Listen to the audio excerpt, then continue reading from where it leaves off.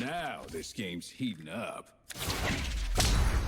Hey, what's up? I got some more lore content for you guys. So the patch 1.10 notes just dropped, and I'm going to take a look at what the changes are going into the next patch. Before I get into the run through, if you're new, please consider hitting the subscribe button to stay up to date with my content. I make deck profiles, beginner friendly videos, gameplay highlights, and other lore related stuff. My current goal is just 1,000 subs and I'm only like 20 away, so it would be awesome if you joined. I also stream on Twitch often, so check me out over there if you want live gameplay of someone who's hit Master during all 4 ranked seasons and peaking top 30 players in NA this season. With that, let's get into the patch notes. So this is the first time I'm actually seeing these changes. This will be my first impression and my best analysis of how it's going to affect the meta. Our first major patch of Call of the Mountain brings the latest balance changes as well as gauntlet updates, a new lab, and the long-awaited debut of Cross Shard Friend Challenge. So this is already big news for the people that want to play viewer 1v1s with me from different regions. So that's awesome. Finally, let's go. Let's see, so patch 1.10 lands 3 weeks after the Call of the Mountain patch rather than the usual 2, which has given us room to lock in more balance changes than usual for the first post-release. Yes, okay, so they took an extra week to really get a feel for what's going on because there was a week of testing period in the very beginning where people were just playing, unrefined stuff. People are saying this is broken, people saying that's broken. You gotta have some time for people to sift through all the stuff in order to get to, what's actually good and what actually needs to be hit, so this actually makes a lot of sense. Okay, so this is all by Ruben Zoo. That's awesome. I played against this guy twice actually in Master Tier, so pretty neat. Champions. First we have Ezreal. You've targeted enemies 8 times to now you've targeted enemies 10 times. Increasing the amount that you have to target enemies to level up Ezreal is actually huge, especially, by 2. That is like really big for Ezreal. This is going to leave Ezreal in a really weak position. His decks already aren't doing too much, and this kind of like seals the deal. Their explanation is, Ezreal's an exciting build around and a unique combo control finisher, all things we want to preserve, but his design also prevents some "is this fun to play against" challenges that we've discussed previously. Increasing the difficulty of Ezreal's quest will ask for additional investment to reach his extremely potent level 2 form, and create more tension in the choice between leveling up his quest and saving damage for the opponent's nexus. I think for a while this is going to make Ezreal really risky to try or play. I'm pretty sure he'll come up again in the future, and if the meta ever shifts to where it's like super control-y and you can just combo with Ezreal and stay safe, keep him protected, then he will be fine, he will come back, but I think people are going to stray away from him for quite a little while. Next we have Lee Sin from 6 to 4. So he's going to be a 4 cost now, and they're adjusting his stats accordingly. Health from 6 to 4. So he's going to be a 4 mana 3/4. You've cast 7 spells, you've cast 8, but they're making him cast 1 more spell to get to his level up. Okay, this is probably the biggest single change I've ever seen to a champion. Because this is going to change the dynamic of Lee Sin in its entirety. Lee Sin has been the least played Rising Tides champion since his release. We're reworking him to be significantly cheaper and able to make an impact earlier in the game while making more sense alongside the double casting archetype.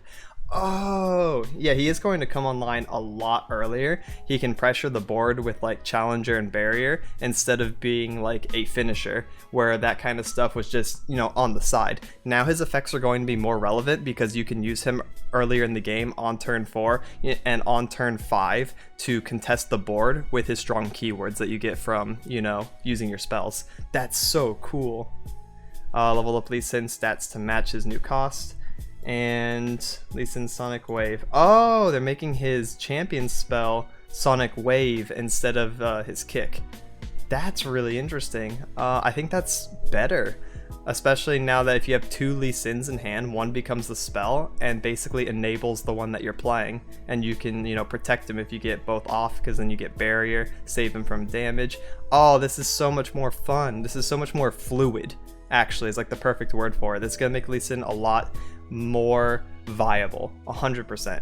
I don't know what combos are going to come out of it, if we're going to do the gem stuff that's been recently popular, or if we're going to throw him with Fizz for the innate synergy between the spell slinging archetype or what, but he's going to be exciting.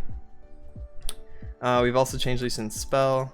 Was often a poor fit for Lee Sin due to being expensive and slow, resulting in rarer use than we'd like to see. His new spell should help. Yep, more synergy. Perfect, exactly. War Chefs. Oh god, goodbye Scouts. This is a huge hit, and it's also a huge hit to Mono Demacia. 2 mana 1/3 instead of 2/3. War Chefs has been a consistent fixture of mid-range Demacia decks, always earning its keep through the potential to create huge early advantages. We'd like to see more variety, so we're making this change to allow more counterplay via blocking and rein in how consistently the card can create snowball wins. So War Chefs is still going to be good with Fleet Feather Tracker as a combo, but he himself is just going to be weaker when traded with. That's honestly not the worst thing. War Chefs is primarily in here because of the support effect and because of how much synergy there is between War Chefs and turn 1 Demacia units. And just like, you know, moving forward, it's also really good with Valor when you get, you know, Scouts ramped up. It's really good alongside MF to keep her protected from 3 damage. So he's still good, but this is a fine hit. Flash of Brilliance, going from 4 to 3 cost, so they're reverting a little bit of Flash of Brilliance nerf.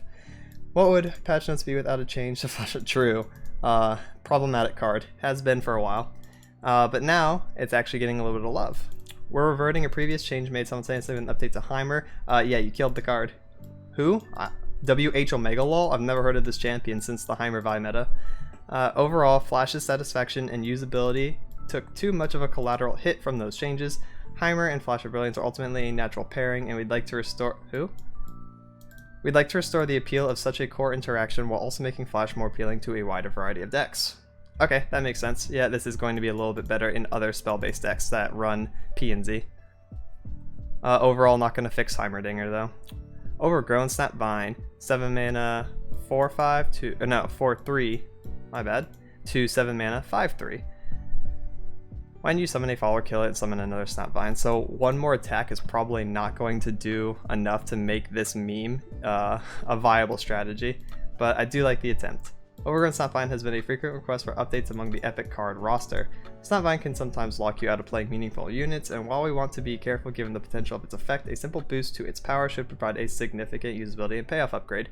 So for the people that play like super funny, super memey Overgrown Snapvine decks, this is a good buff. I don't know if it's enough to make those kind of decks meta or even high tier. It'll probably remain a mid-tier casual deck, but I do like that Snapvine's getting some love because he's a really cool build around. He creates a lot of fun and interesting deck concepts, so you love to see it.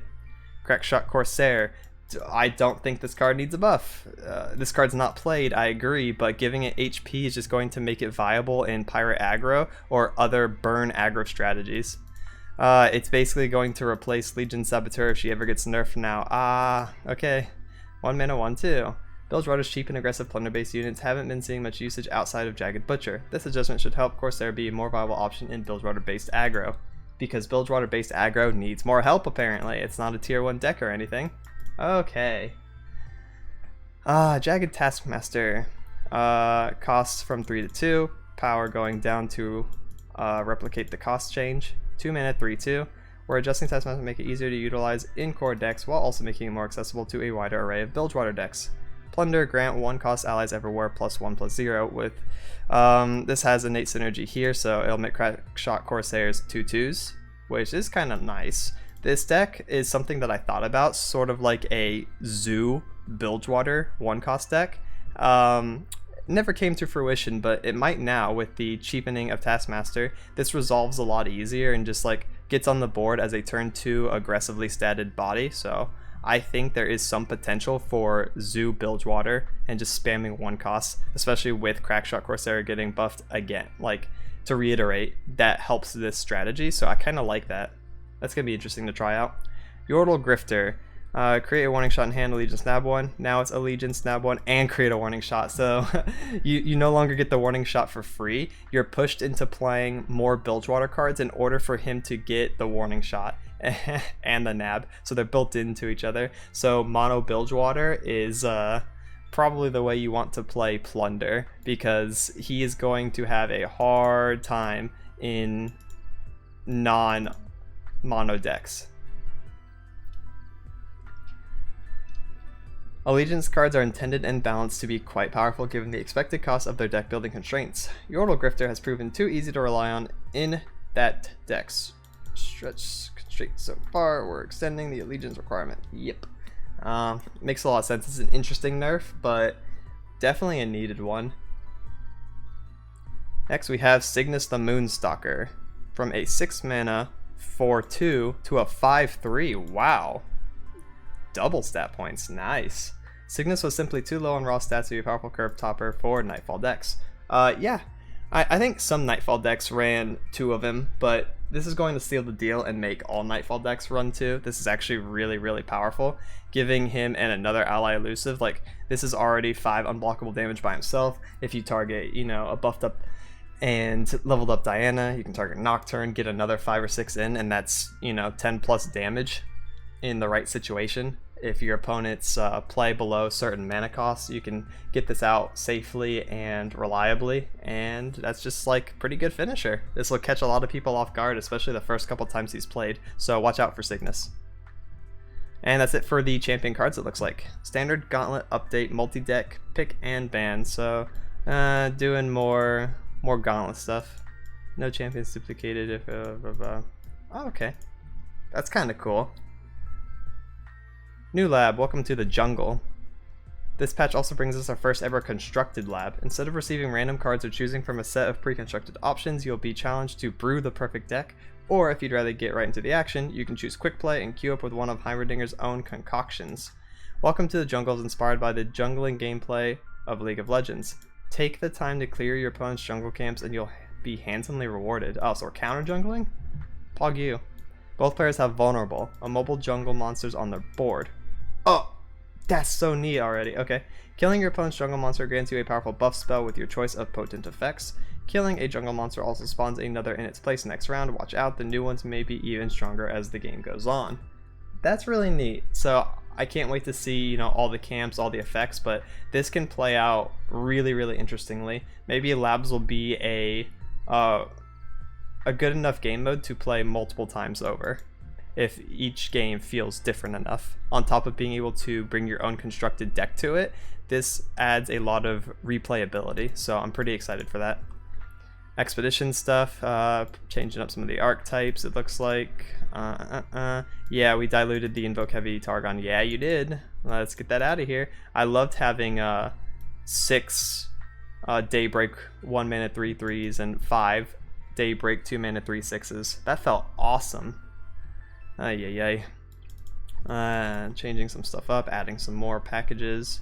Cross Shard Friend Challenge. The biggest change on the entire list. Friend Challenge is now available with all friends regardless of which regional shard they play on. Let's get it. Challenger, friend, 1v1s, let's go. That sounds fun. A bunch of bug fixes. Things that could have been Mythbusters. Feels bad, man. You hate to see it. And okay. That looks like it. So yeah, Ezreal big nerf. Lee Sin is going to be, I think, playable. 4 mana 3/4 is good enough stats on top of having spell mana to protect him. He's actually going to be a menace in the early mid game, just like in League. That's funny.